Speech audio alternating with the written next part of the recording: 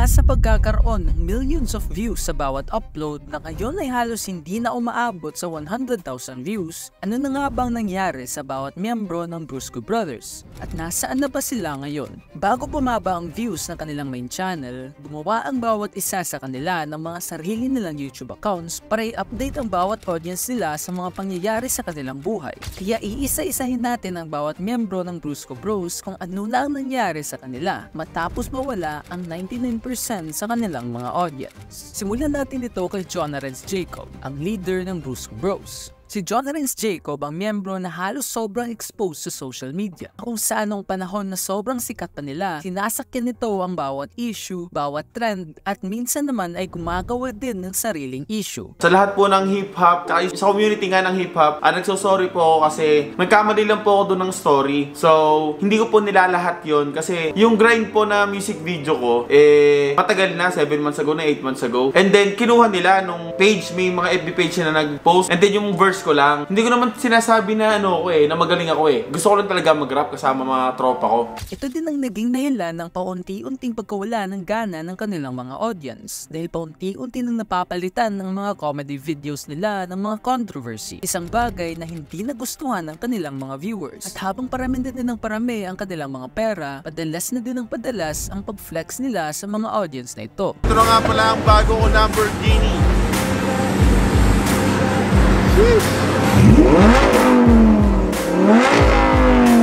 Ngunit ngayon ay parang iniwan na niya ang lahat ng ito para mag-focus sa paglalaro ng basketball at lalong-lalo na ang pag-focus sa kanyang sariling pamilya. Laos na nga sa basketball, palaos na rin kasikatan. Parang naging mature na content mo bro, di na puro away. Congrats! Sa nakalipas din ng mga buwan, sinusubukan pa rin ni Jonarens Jacob buhayin ulit ang pangalan ng Brusco Bros sa pamamagitan ng paggawa nito ng reality show at sa patuloy na pag-upload sa kanilang main channel. Ngunit sa kasamaang palad ay hindi ito gaano nagugustuhan ng kanilang mga audience. At hanggang ngayon, makalipas ang 5 buwan ay hindi pa nasusundan ng video ni Jonah tungkol sa kanilang reality show. Sa Facebook naman ay hindi na din ito gaano nakafocus sa pagpapatawa sa mga tao tulad ng dati. Dahil gaya na lamang ng content ito sa YouTube, nakafocus na din ito sa pag-basketball at lalong-lalo na ang pag-promote ng online.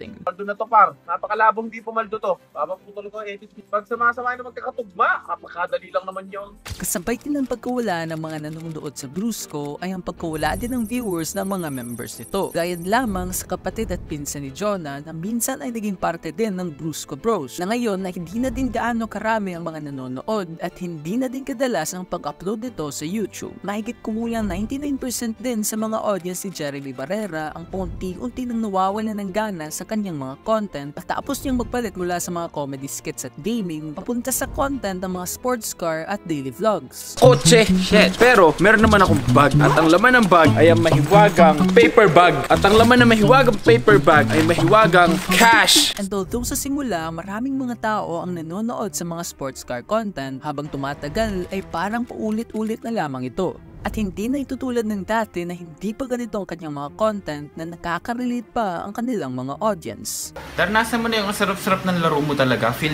mo na, tapos biglang ganito. Level 1 na ako, dali ka, pupuntahan kita ngayon. Si Gary tumawag. Hello Gary? Dito lang sa labas nga, tara mag-Mobile Legends. O sige. Dali to sa akin, patayin mo to. You have been slain. Ngunit sa sumusunod na mga buwan ay paunti-unti na ding nagbabago ang mga content na pinapalabas nito at halos nawawalan na ito ng gana sa pag-flex. Hanggang sa dumating ang araw nung dumating na ang kanyang anak nang tuluyan na itong nagbago at nakafocus na lamang ito sa kanyang pamilya at sa paggawa ng mga family at moto vlogs. Ang sarap pala ng Father's Day. Libre. Libre kain. First time ko yata sa buong buhay kong malibre. Hindi mo ako pihikan, kahit dali mo sa parisan, okay na ako. At kahit na nag-a-average na lamang ito ng mahigit 13,000 views sa bawat video, sa lahat ng miyembro ng Brusco, si Jeremy Barrera isa sa patuloy pa rin gumagawa ng videos hanggang ngayon, either tungkol sa kanyang pamilya o kaya naman tungkol sa pagmamotor. At higit sa lahat, gaya kay Jonarens Jacob, patuloy pa rin ang pag-livestream nito ng online Bang! Tutu pare, normal spin o 100. Pare, normal spin o 100, 2-3, biglaan. Yeah, dahil pumaldo tayo dyan. Gaya na lamang din sa kanyang kapatid, halos family vlogging na din ang ginagawa ng isang miyembro ng Brusco na si Jeric Barrera. Ngunit hindi na ito gaano kadalas mag-upload, kaya buti na lamang ay mayroon pa rin silang mga YouTube channels. Di tulad kay Russell Rodolfo na na-takedown ng kanyang channel dahil sa pag-violate nito sa community guidelines. With 132,000 followers sa Facebook and 11,000 followers sa TikTok, gaya na lamang din kay Jeremy Barrera, nakafocus na lamang din si Russell sa sarili nitong buhay kasama ang kanyang partner. Girlfriend niya ako, kaya pag sinabi kong picturean mo ako, ayusin mo ha? 1, 2, 3. Boyfriend niya ako. At dahil naburado na ang YouTube channel nito, ang natatanging recent video na lamang na makikita natin ay mula sa kanyang partner na kung saan binabagyo sila habang nagka-camping. So ngayon guys, binagyo kami sa camping. Hindi namin alam, may signal number 4 pala. Ayun na, yung mga kasama namin, dilubya.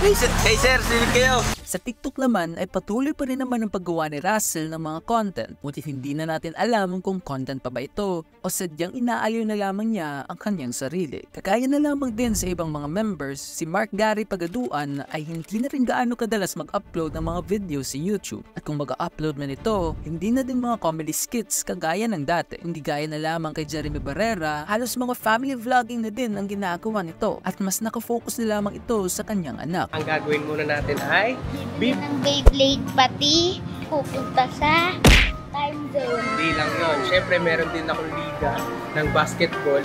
Kaya bibili kami ng pang-basketball shoes. At habang nakafocus naman ang mga miyembro na ito sa kanilang mga pamilya, sa iba naman nakafocus si Glendon dahil habang abala ang ibang mga miyembro ng Brusco sa kanilang mga pamilya, si Glendon naman ay abalang-abala sa pag-promote ng online streaming. Maganda bigayan.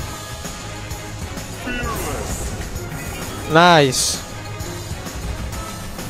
Sayang yung corona, malaki yun eh. Kung bibisitahin mo din ang Facebook page nito, halos puro lamang ang makikita mo dito at wala ka masyadong makikita ng mga vlog dahil kung mayroon man, aasahan mo na mayroon itong promotion bago matapos ang video o kaya naman mayroong link sa comment section.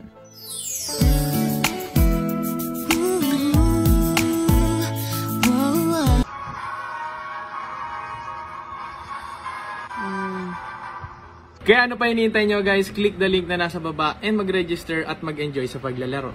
Gaya na lamang din kay Glendon, pag-promote din ng ang inaatupag ni King Reyes na kung saan kahit na makikita natin sa mga mata nito ang pagod sa kanyang ginagawa, hindi pa rin ito mapipigilan na halos bawat post na gagawin niya ay wala lang iba kundi ang pag-promote ng Times 1,000, eto na. Isang malaki pa yan. Times 1,000. Ow! Okay.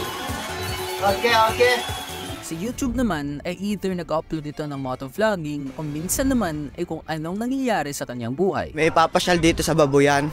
Tapos punta kami fish pond. Mamimingwit kami ng mga natirang kung ano-ano.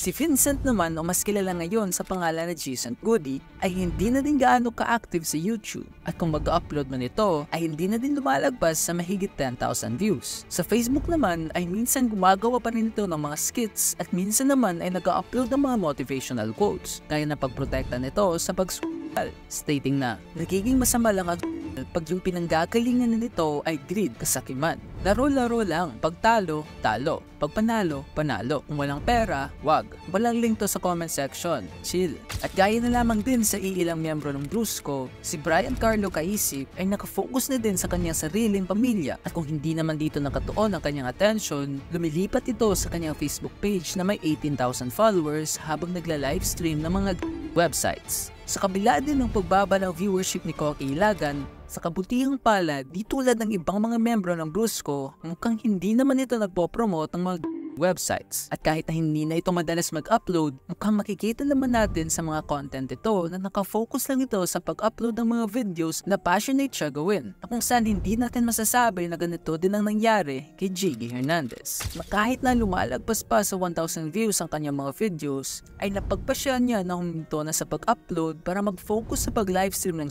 sa kanyang Facebook page. Isa lang. Oy! 5K! Normal spin lang yan, boy. 125 lang. Pangalan pa lang. na 48, 40, 70. Kahit na halos lahat ng mga miyembro ng Brusco ay napunta na sa landas ng pag-promote ng dahil sa pagbaba ng kanilang mga views, mayroon pa rin namang iilan na mas pinili ang tahimik na buhay. At sa kabila ng pagkawala ng mga audience ng bawat isa sa kanila, mabuti na lamang at napanatili pa rin ni Christian McRae ang kanyang kasikatan. Whether this is because of his influence gaya na pag-giveaway nito ng pera sa mga tao, pag-change nito ng content mula sa vlogs papunta sa isang reality show. Ang pinakagusto ko sa Grace Family ay syempre ang aking mama at ang aking asawa syempre. At syempre pati si Sean, pati si Wolf, lahat ng member ng Grace Family ay talagang gusto ko talaga. O kaya naman ay dahil iniwanan niya ang buhay dati na puno ng controversy. So ngayon nga pala, ipapakita namin sa inyo ang aming bagong tirahan. So ngayon, Grace Fam, so mapapasin nyo sa mga iba naming skits, wala na kami dun sa bahay namin sa QC. So lumipat na kami sa mas malaking tirahan kasi medyo marami na rin kami. And puro negative na yung nangyari sa bahay na yun. Kaya ngayon, gusto namin ng parang new start. Good vibes. Oh, good vibes naman. So ngayon, Grace Fam, ituturo namin kayo sa aming bagong tinitirhan. So halika, pasok kayo. Ang natatanging bagay lamang na alam natin ay patuloy pa rin ang kanyang kasikatan at libo-libo pa rin mga tao ang sumusuporta sa kanya.